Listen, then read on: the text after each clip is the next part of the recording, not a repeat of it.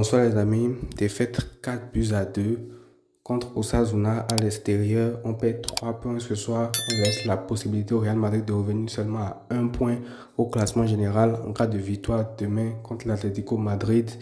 C'est un samedi qui n'a pas du tout été bon pour ce Barça-là. Et quand on regarde cette défaite, on se dit tout simplement que ce dont on parlait depuis le début de saison est bien réel en fait. Quand on parlait du manque de profondeur du banc du Barça, de la faiblesse des joueurs qui sont sur le banc du Barça, c'est réel en fait. Et ce soir, tu payes ce fait-là cash. Tu payes ça cash parce que il y a plusieurs manières de voir ce match. Beaucoup vont se dire, Hansi Flick nous a tués, pourquoi il a fait autant de rotations?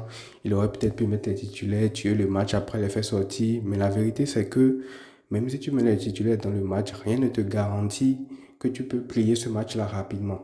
Et si tu prends le risque de mettre les titulaires aussi, tu peux prendre le risque d'avoir plus de blessés. En sachant que déjà l'effectif est limité, blessés que tu as actuellement aussi ne te permettent pas d'avoir un effectif encore mieux fourni que ça. Si tu prends en plus de ça le risque de surmener encore les titulaires actuels, là tu es en train de perdre sur tous les points en fait. Donc je pense que par rapport à ça, Hansi Flick a fait un choix aujourd'hui de mettre Rafinha sur le banc, de mettre Lamine Yamal sur le banc, de mettre Baldé sur le banc, de mettre Inigo aussi sur le banc. Le choix n'a pas été payant.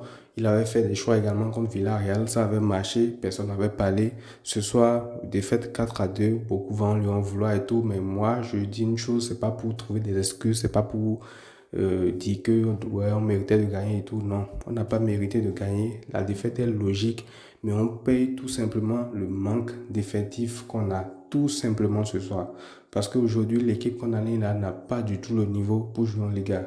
Et vous m'excuserez que ce soit Sergi Dominguez, Gérard Martin, Ferran Torres, lui qui a des 2 contre 2 à jouer, il tacle encore le joueur devant lui, on perd le ballon, bref, des trucs incompréhensibles en fait. En premier mi-temps, la première frappe du Barça intervient à la 45e ou 44e minute et c'était une tête de Koundé juste comme ça venue de nulle part en fait. La première mi-temps, tu as 2 tirs seulement. Mais ces 2 tirs-là, c'est des tirs tirés par les cheveux. Donc, avec l'effectif que tu as là, en premier mi-temps, il n'y a absolument rien qui se passe. En termes de match catastrophique, Osasuna avait beaucoup d'occasions. Toi, tu avais le ballon, tu ne savais pas du tout quoi en faire. Tu as un côté droit qui est totalement inanimé. C'est Koundé, le latéral droit, qui est obligé maintenant d'aller créer du danger offensivement parce que Ferran Torres ne fout rien du tout. Contrôle raté, ballon perdu, un contre 2 qui se transforme en faute en faveur de l'adversaire. Bref, c'était tout simplement n'importe quoi cette première mi-temps. Pedri, lui, il était seul au monde en fait. J'avais mal pour Pedri parce qu'il avait commencé son match avec une belle action. Il envoie quelqu'un en profondeur et tout. Mais à part ça, à côté de lui, ça ne suivait pas du tout. Eric Garcia aussi, je pense qu'il fait un bon match. Mais à part ça, franchement, le reste, Gérard Martin défensivement, franchement, c'est une calamité. Ne nous mentons pas, c'est tout simplement une calamité. Il se fait prendre chaque fois. Il n'arrive jamais à revenir. Dès qu'il est là, il ne peut pas intervenir également sur l'adversaire. Bref, il a trop de lacunes ce joueur. Et si offensivement il compensait, et si on voyait les apports réels, là on serait dit, bon, on a sacrifié peut-être un aspect pour un autre, mais même offensivement, ça ne se voit pas trop en fait. Alors vous allez me dire que peut-être il est associé à Pau Vitor et tout, mais franchement, ce joueur, je ne lui fais pas. Et c'est pas de sa faute en fait. C'est pas de sa faute parce que si tu avais fait un mercato cohérent, ce genre de joueur-là ne se retrouverait pas titulaire aujourd'hui à l'extérieur contre Osasuna en fait. Et pareil pour Sergi Dominguez aussi dans l'As. Hein. Pareil pour lui aussi. Il fait un match calamiteux en défense centrale. Il ne sert absolument à rien. Mais encore une fois, c'est pas des attaques contre eux. C'est juste que eux, ils sont pas censés être là, en fait. C'est vrai, ils sont pas bons et tout, mais c'est pas des joueurs qui, normalement, devraient être là. En temps normal, ils devraient être en train de jouer avec la catégorie inférieure, en fait. Mais le manque d'effectifs, encore une fois, fait que, à un moment donné, tu as besoin de tourner. Et du coup, tu te retrouves avec ce genre de joueur-là, titulaire. Donc, tu es obligé de faire avec, forcément. Donc voilà, comme je disais, beaucoup vont peut-être s'attaquer à ces flics, mais moi, je pense quand même qu'il a fait des choix aujourd'hui, des choix forts qui n'ont pas été payants. Et il ne faudra pas être ingrat, il ne faudra pas s'alarmer parce que moi, cette défaite, en vrai, elle m'alarme plus par rapport au banc du Barça. Je n'ai pas trop de doute encore sur le 11 titulaire du Barça jusqu'à l'heure actuelle parce que contre Monaco, c'était un fait de jeu, un carton rouge et tout. Ce soir, tu sais que tu fais tourner avec l'équipe type, tu aurais pu faire beaucoup mieux que ça. On l'a vu en deuxième mi-temps quand certains titulaires sont rentrés, mais c'était déjà mort en fait. Donc pour moi, en tout cas, c'est pas une défaite qui est déjà une calamité dont on doit se dire c'est déjà fini pour la saison. Non, pas du tout. C'est juste une défaite qui nous montre juste que lorsque on va commencer à enchaîner, il va nous falloir un effectif plus fourni en fait. C'est le seul enseignement que moi je tire de ce match-là. Mais sinon, à part ça, rien du tout. Déjà, même félicitations à Osasuna qui a bien joué le coup parce que je pense que quand eux aussi ils ont vu le 11, ils se sont dit il y a un coup à faire ce soir et ils l'ont fait. Déjà, Brian Zaragoza, dont je parlais dans l'avant-match, aujourd'hui encore une fois, il se transforme en image junior contre nous.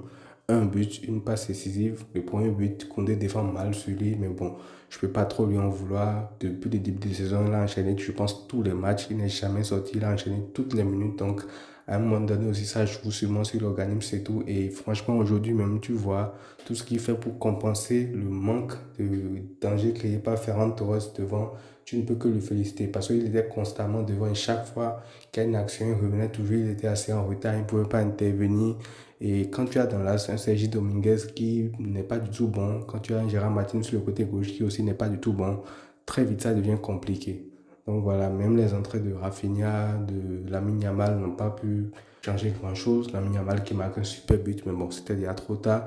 Le seul truc aujourd'hui que moi je ne comprends peut-être pas par rapport à Hansi Flick, c'est le choix de faire sortir Lewandowski à un moment où tu as 2-1 et à un moment où tu dois marquer les buts en fait. Parce qu'à ce moment-là, tu as besoin de joueurs qui est assez létal devant la cage. Et c'est pas Ferran Torres qui te garantit cela. Certes, à un moment donné, il fait national à Messi et tout, mais des trucs simples, il te les rate en fait. Et je sais pas pourquoi à ce moment-là, tu décides de sortir Lewandowski qui est un joueur qui a un œuf, qui fait moins de courses par rapport aux autres, qui est intelligent dans ses déplacements et tout. Donc lui, je pense qu'il peut enchaîner tous les matchs, mais je ne sais pas pourquoi tu décides de te séparer de lui et de le mettre sur le banc en fait.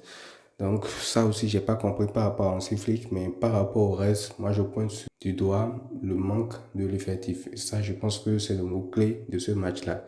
Même si après, il y a eu des trucs d'arbitrage que j'ai pas aimé, mais aujourd'hui, je ne vais pas du tout m'attarder sur l'arbitrage parce que aujourd'hui n'a pas été bon. C'est une défaite méritée.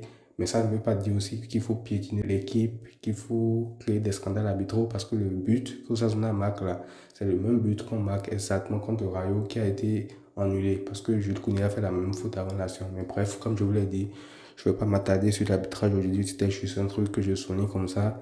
Donc voilà, défaite 4-2, tu offres la possibilité au Real de revenir à 3 points de toi. On verra demain comment le derby madrilène va se dérouler. Est-ce qu'il y aura nul? Est-ce que le Real va perdre des points et tout? Là, tu laisses 3 points, 3 bons points en Liga que tu as durement acquis avec une bonne série de victoires. Ça commence à être compliqué, même s'il reste encore beaucoup de temps. Comme je vous l'ai dit, moi, je ne m'alarme pas du tout par rapport à ça. Mais l'objectif qui était de conserver un maximum d'avance sur le Real avant le Classico commence à devenir de plus en plus difficile à tenir. Parce que le Real Madrid, c'est vrai que peut-être après, ils ont un calendrier beaucoup plus chargé, mais ils seront motivés par cette défaite-là du Barça aujourd'hui. Ils seront surmotivés pour revenir, pour rester serrés avec le Barça, maintenir un point d'écart et pourquoi pas remonter en cas d'autres pas. Donc voilà, c'est tout pour ce débrief-là. Il n'y a pas grand-chose à dire non plus. On se retrouve probablement pour l'avant-match de la rencontre de la Ligue des Champions contre les Young Boys. Prenez tout soin de vous les amis et à très vite.